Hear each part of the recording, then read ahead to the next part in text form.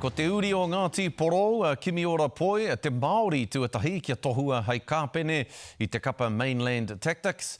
I kōrero Victor Waters ki aia i mua i tā rātou noho whakamohoa o toru wiki te roa, ara kia pai ai rātou mo te tīmatanga o te whakataetai Poi Tarawhiti o te motu.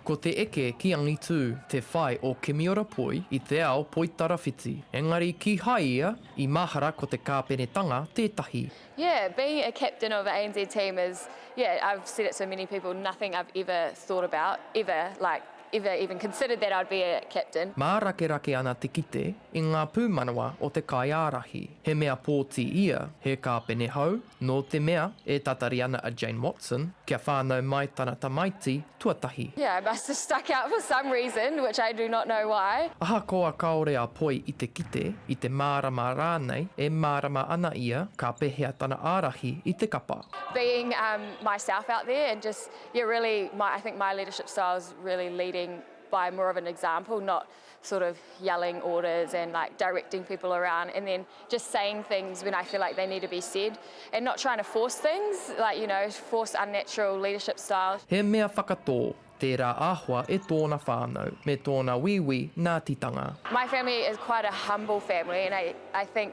taking that into my life is one thing that lots of people say, you're so you don't celebrate lots, you don't go woohoo when you make things, and I'm just like, yeah, I know, I'm happy, but I think there's always more that you can do. Always going to be from the East Coast and always know that I've grown up in Tiki, and I guess that's part of the reason who I am today and where I've come from and how I've got to, be here. Heoi, he hakei tua i te au e māpara mō Poi. Mēnā ka pakari te tākaro i tōna haipapa hau, a kene pea ka piki tūranga a Poi ki te taumā heke hoa whenua. They have their core group of players that they know that they want to select, but even then, if they don't perform or if other players who just coming into the season put their hand up, I guess they have to pick whoever's the best on the court to go to trials and then, we'll see what happens after that. He whakataunga ua ake nei kei mua i te aro o ngā kai whiriwhiri i ngā rarauhe hiriwa. Victor Waters, Te Karere.